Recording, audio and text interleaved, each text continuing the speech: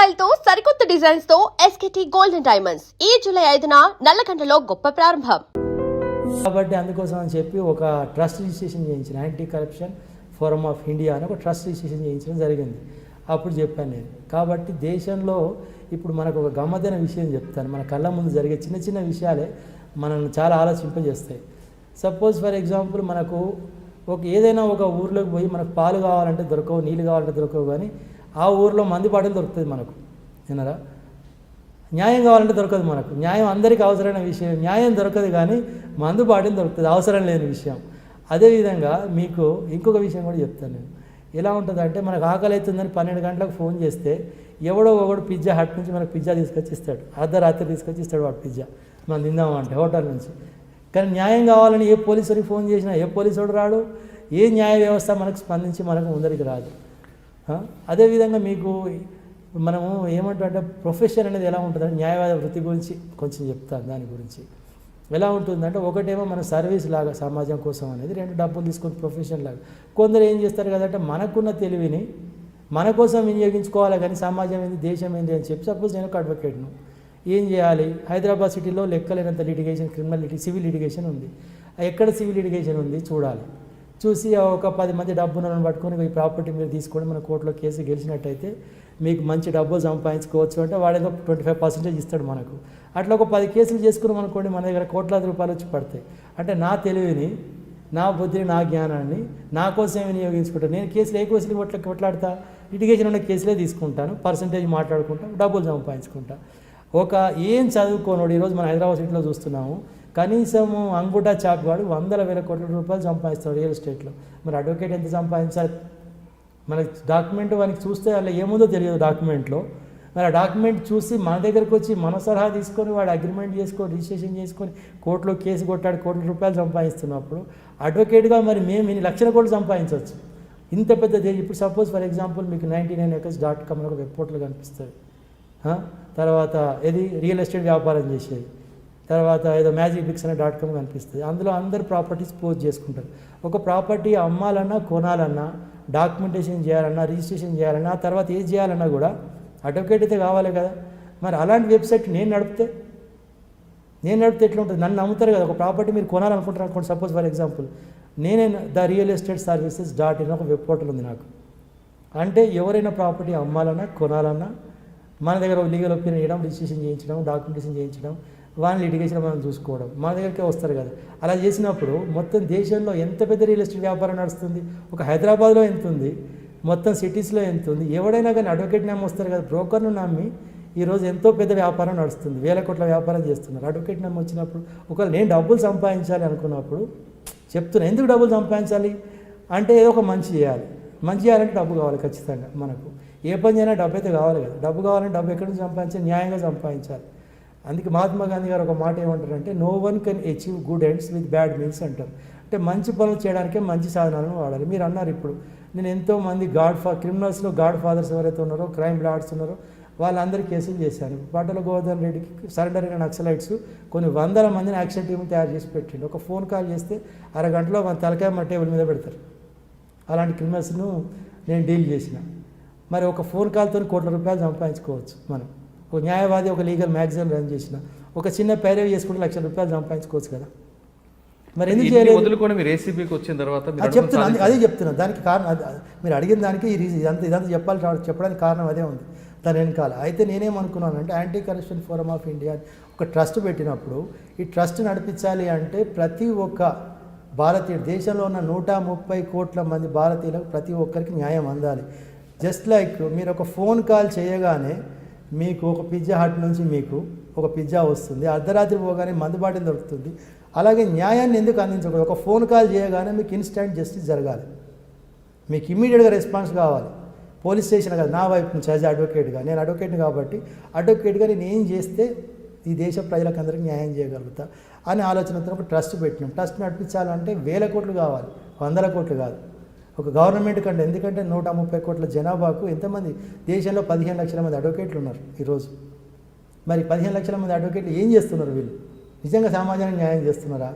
వాళ్ళ బ్రతుకు అంటే survival it self became great achievement. ఎంతసేపు వాని భార్య పిల్లలను పోషించుకొని ఒక కారు కొనుక్కొని ఒక ఇల్లు కొనుక్కొని పిల్లలను చదివించుకుంటే అదే గ్రేట్ అచీవ్మెంట్ అయిపోయింది. ఇంకా సమాజం కోసం వాడు ఏం చేస్తాడు? కాబట్టి కనీసం ఒక 2 లక్షల మంది అడ్వకేట్స్కు ఒక పని కల్పించాలనుకొని నేను నయన్ కుమార్ రెడ్డి లా కంపెనీ అని చెప్పి ఒక ఫర్మ్ కూడా రిజిస్ట్రేషన్ చేయించాను. కనీసం ఒక 2 లక్షల మంది అడ్వకేట్లను నేను పార్ట్నర్స్గా తీసుకోవాలనుకున్నాను, ఒక 2 lakhs అడ్వకేట్స్ను. ఎందుకంటే ఎక్కడ అన్యాయం జరిగినా సరే ఒక ఫోన్ కాల్ చేస్తే వాళ్ళకి ఇన్స్టెంట్గా మనం న్యాయం చేయాలి. అంటే మరి డబ్బు కావాలి కదా, అంత డబ్బు ఎవరు ఎక్కడి నుంచి వస్తుంది అని చెప్పి నేను ఒక therealestateservices.in ఒక వెబ్ పోర్టల్ కూడా రెడీ చేసి పెట్టాను.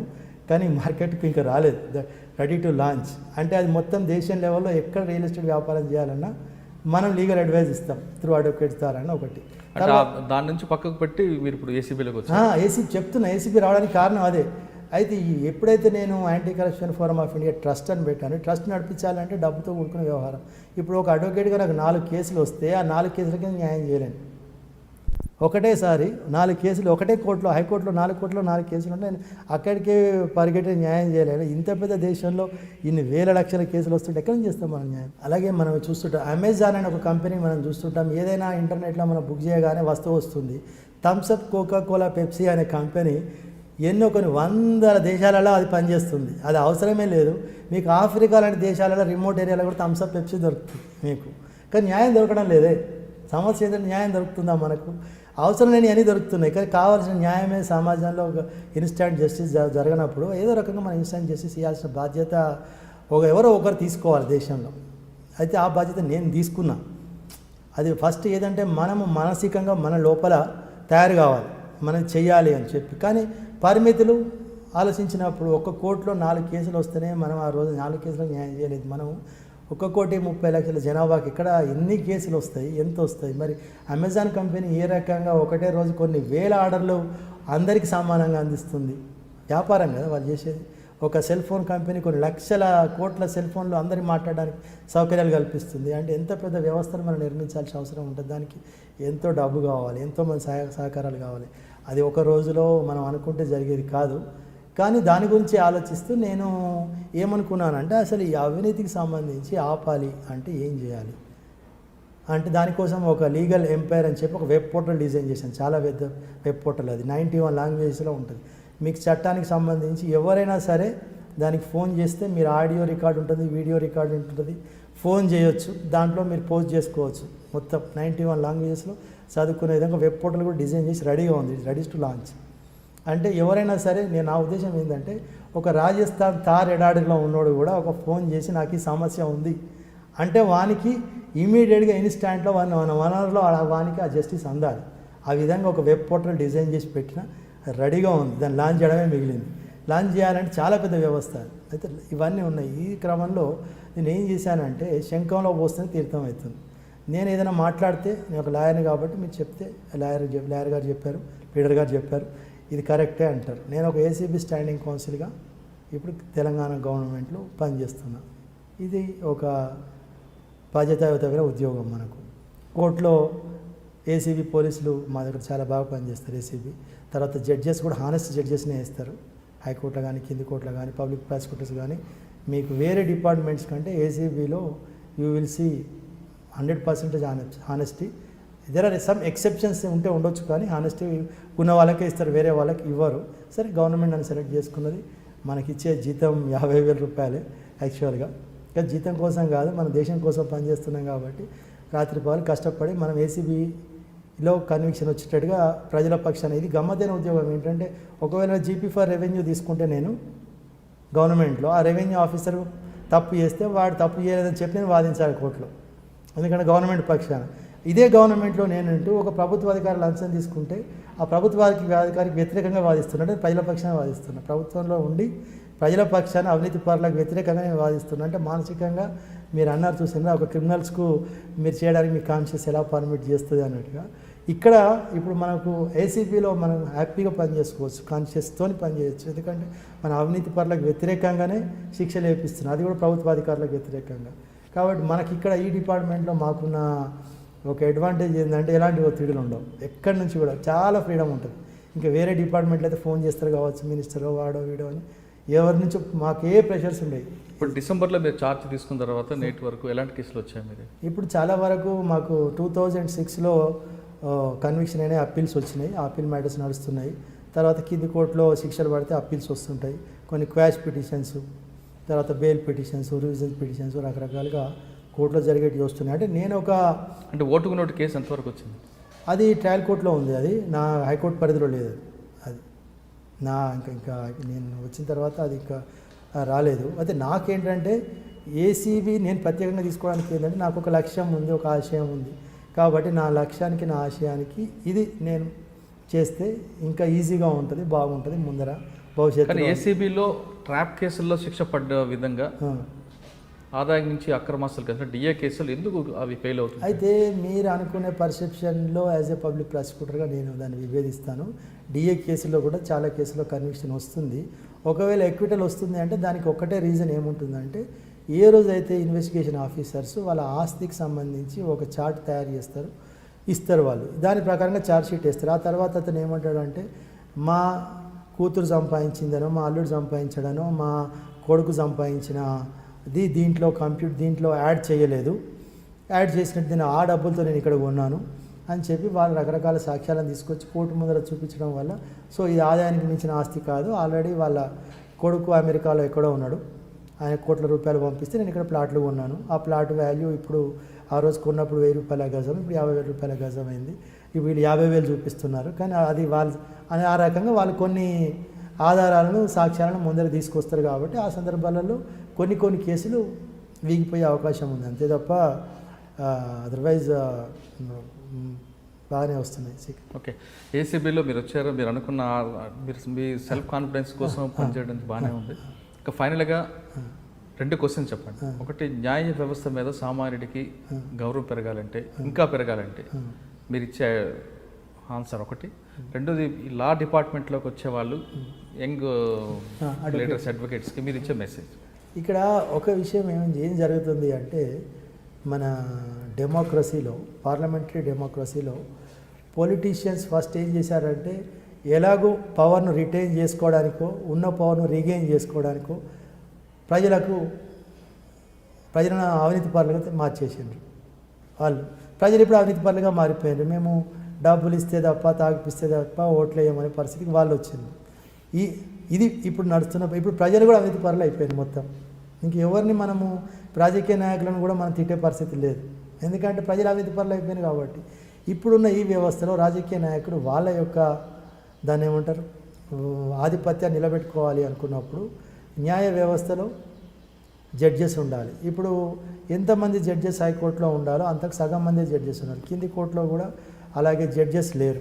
తర్వాత పోలీస్ డిపార్ట్మెంట్లో తీసుకున్న పోలీసులు అంతమంది, ఎందుకంటే లా అండ్ ఆర్డర్లో పోలీసుల్లో ఎంతమంది పోలీసులు ఉండాలో అంతమంది పోలీసులు లేరు, ఎంతమంది న్యాయమూర్తులు ఉండాలో అంతమంది న్యాయమూర్తులు లేరు, ఎన్ని కోర్టులు ఉండాలో అన్ని కోర్టులు లేవు. కాబట్టి ఇన్స్టెంట్ జస్టిస్గా అనే విషయాన్ని పక్కకు పెడితే సత్వర న్యాయం జరగడానికి అవకాశాలు తక్కువ ఉన్నాయి. కాబట్టి ఇక్కడ ప్రభుత్వమే చొరవ తీసుకొని ఎక్కువ మంది న్యాయమూర్తులను అపాయింట్ చేయడము, ఎక్కువ కోర్టులను ఏర్పాటు చేయడము, పోలీసులను కూడా ఇప్పుడున్న పోలీస్ వ్యవస్థను ఇంకా పెంచాల్సిన అవసరం ఉంది. అలా చేయడం వల్ల మనకేంటంటే కొంచెం జస్టిస్ అనేది తొందరగా జరుగుతుంది అనే నమ్మకం కలిగితే ప్రజలు కూడా తొందరగా కోర్టును ఆశ్రయిస్తారు, పోలీస్ స్టేషన్కి పోవడం కానీ జరుగుతుంది. అయితే ఇప్పుడు ఇంతకుముందులాగా ఇప్పుడు లేదు. ఇంతకుముందు మనము నక్సలైట్ వ్యవస్థ ఉండేది గ్రామాలలో, ఏంటంటే భూస్వాములు అన్యాయం చేస్తారని చెప్పి అగ్రవర్ణాలకు సంబంధించిన వాళ్ళే నక్సలైట్లో చేరి అగ్రవర్ణాల వాళ్ళని చంపేసింది. మళ్ళీ వాళ్ళని చంపిన పోలీసులు అగ్రవర్ణాల వాళ్ళే. అయితే ఇప్పుడు ఏమైపోయింది, నక్సలిజం అనేది లేకుండా పోయింది. ఊళ్ళల్లో ఆ చైతన్యం వచ్చింది, ఊళ్ళలో చాలా చైతన్యం వచ్చింది. కాబట్టి అక్కడ కూడా సమాంతర వ్యవస్థ, ఒక నక్సలిజం లేదు, సమాంతర వ్యవస్థ తర్వాత పోలీసులు దగ్గరికి పోతే మనకు న్యాయం జరగకపోతే రౌడీల దగ్గరకో గుండాల దగ్గరకో పోతారు. ఇప్పుడు ఆ రౌడీలు లేరు, గుండాలు లేరు, నక్సలైట్లు లేరు, ఎవరు లేరు. ఇప్పుడు ఏంది వ్యవస్థ మొత్తం పోలీసుల మీద, కోర్టు మీద ఆధారపడే ఒక చట్టపరమైన వ్యవస్థ ఇప్పుడు నడుస్తుంది. దీన్ని ఇంత ఎఫెక్టివ్గా మనం ముందుకు తీసుకుపోవాలి, ఇంకా పెంచాలి వీళ్ళని సాక్ష్యం. అయితే ఇంకోటి ఏంటంటే అడ్వకేట్స్గా ఇప్పుడు చెప్పాలి అంటే భారతదేశం అనేది అడ్వకేట్లకు it is a paradise for advocates. చాలామంది మేము వచ్చినప్పుడు 91 ప్రొఫెషన్కి వచ్చాను, ఇప్పుడైతే చాలామంది అడ్వకేట్స్ ఎవరు రావడం లేదు ప్రొఫెషన్కు. ఇష్టపడడం లేదు. ఎందుకంటే ఇది చాలా రిస్క్తో కూడుకున్న ప్రొఫెషన్. రాగానే ఫస్ట్ అయితే సర్వైవల్ అయితే మోస్ట్ ఇంపార్టెంట్. ఒక 20 సంవత్సరాలకు కోర్టుకు వచ్చిన తర్వాత అడ్వకేట్కు వానికి మినిమం బేసిక్ ఇన్కమ్ లేకుండా ఎంతకాలం నిలబడతాడు? ఇక్కడ నిలబడలేడు కదా, సొంతంగా వెనకాల బ్యాక్గ్రౌండ్ ఉంటే తప్ప. అలాంటి పరిస్థితులలో ఇప్పుడు అంటే న్యాయ వ్యవస్థలోకి వచ్చే వాళ్ళు కొత్తగా వచ్చే అడ్వకేట్స్కి మీరు ఇచ్చే అడ్వైస్ చెప్పండి. అదే నేను ఏమంటున్నానంటే ఫస్ట్ గవర్నమెంట్ ఏదైనా కొంత స్టైఫండ్ లాగా ఇవ్వాలి. ప్రస్తుతం ఈ న్యాయ వ్యవస్థను నమ్ముకొని వచ్చినప్పుడు అడ్వకేట్స్కి ప్రాక్టీస్ ఉంటుంది కాబట్టి జూనియర్ అడ్వకేట్స్కు వాళ్ళకి ఎంతో కొంత స్టైఫండ్ అంటూ ఇచ్చి లీగల్ ఎయిడ్ కేసెస్ ఉంటాయి కొన్ని గవర్నమెంట్ తరపు నుంచి. ఆ లీగల్ ఎయిడ్ కేసులు వాళ్ళకి అటాచ్ చేసి కనీసం ఒక 5,000 10,000 నెలకు కనీసం 2 సంవత్సరాల వరకన్నా వాడు ప్రొఫెషన్ నిలదొక్కుంటే విధంగా ఉండాలి. కాకపోతే ఏంటంటే ఈ ప్రొఫెషన్ ఒక ప్యాషన్ ఉండాలి. ఈ న్యాయవాద వృత్తికి రావాలి అంటే ఒక ప్యాషన్ ఉండాలి వానికి, ఒక జీల్, ఒక ఎంతూజియాజంతో వాడు ముందరికి వస్తే నిలబడగలుగుతారు. అయితే కొంత మనకు కొందరికి అవకాశాలు ఎలా ఉంటాయి అంటే పొలిటికల్గానో సోషల్గానో తర్వాత ఫ్యామిలీ బ్యాక్గ్రౌండ్ పరంగానో కేసులు ఉంటాయి. కానీ ఏ ఫ్యామిలీ బ్యాక్గ్రౌండ్ లేకుండా వచ్చిన వాళ్ళు కూడా కొందరు ఉంటారు. వాళ్ళు నిలదొక్కోవాలంటే చాలా కష్టమైన విషయం, అంత ఆషామాషి విషయం కాదు.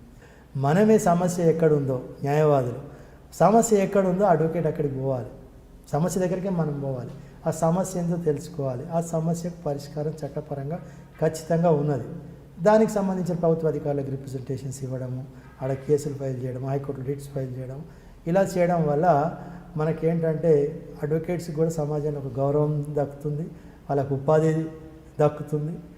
కానీ నా అనుభవం మేరకు చాలా వరకు ఇక్కడ కూడా అడ్వకేట్స్లో అంత క్యారెక్టర్ ఇంటిగ్రిటీ నిలబెట్టుకొని కొంతమంది అడ్వకేట్స్ కారణంగా మొత్తం వ్యవస్థ కూడా ఏ వృత్తిని తీసుకున్నా, డాక్టర్స్ని తీసుకున్నా, లాయర్స్ని తీసుకున్నా, చార్టర్డ్ అకౌంటెంట్స్ తీసుకున్నా, ప్రతిదీ జర్నలిజం తీసుకున్నా కూడా కొన్ని బ్లాక్ షిప్స్ అనేటివి ఉంటాయి అక్కడ. ఒక పైరేవికారులు, బ్రోకర్లు, రకరకాల వ్యక్తులు అందులో ప్రవేశించి ఆ వ్యవస్థకు కొంత కలంకితం చేస్తున్నారు. అయితే మంచి వాళ్ళు ఎవరైతే ఉంటారో వాళ్ళని ప్రోత్సహించడానికి మంచి వాళ్ళు కూడా ఉన్నారు. వాళ్ళందరినీ వాడుకొని సరిగా చేసుకుంటే బాగుంటుందని నా ఉద్దేశం. ఓకే, కొత్తగా న్యాయ వ్యవస్థలోకి వచ్చే నల్లకోట వేసుకోవాలనుకుని ఎవరైనా సరే ముందు సర్వీస్ మోటుతో రావాలి, సమస్య ఎక్కడుందో అక్కడికి వెళ్ళాలని నయన్ కుమార్ గారు చెప్తున్నారు. అతను చెప్తుంది చాలా ఖచ్చితంగా, ఎందుకంటే బాధితులు ఎక్కడున్నారో అక్కడే వారి దగ్గర వెళ్ళి వాళ్ళ ఇంటి ముందు నిల్చొని వాళ్ళ సమస్య విని వాళ్ళకి సంబంధించిన పిల్ వేసి వాళ్ళ న్యాయం చేకూరిస్తే ఖచ్చితంగా వాళ్ళ గుండెల్లో ఆ అడ్వకేట్కి, ఆ నల్లకోటకి అందరికీ హుందాతనం ఉంటుంది అనేది అతను మాట్లాడిపోతుంది. ఇకపై లా డిపార్ట్మెంట్లోకి వచ్చే ఎవరైనా అడ్వకేట్స్ ఖచ్చితంగా నయన్ కుమార్ గారు చెప్తున్నట్లుగా క్రిమినల్గా బిజినెస్ మ్యాన్గా కాకుండా ఫస్ట్ ప్రొఫెషనల్గా సర్వీస్ మోటోగా ఉంటే న్యాయ వ్యవస్థ మీద ఇప్పుడు ఉన్న నమ్మకానికి మరింత నమ్మకాన్ని చేకూర్చేవారు అవుతారనేది అతని మాటల్లో అర్థమవుతుంది. ఇది ఈ వారం నయన్ కుమార్ గారితో ఎక్స్క్లూజివ్ ఇంటర్వ్యూ. వచ్చేవారం మరో గెస్ట్తో మళ్ళీ కలుద్దాం. అంతవరకు నమస్కారం. నా పేరు టిఎల్ నయన్ కుమార్. నేను 91 నుంచి ప్రాక్టీస్ చేస్తున్నాను యాజ్ అడ్వకేట్గా. ప్రస్తుతం తెలంగాణ ప్రభుత్వంలో నాకు హైకోర్టులో anti corruption bureau special public prosecutor and standing కౌన్సిల్గా నేను పనిచేస్తున్నాను.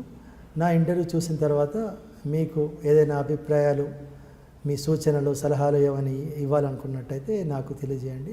ఈ ఇంటర్వ్యూ చేసిన మురళి గారికి నా ధన్యవాదాలు.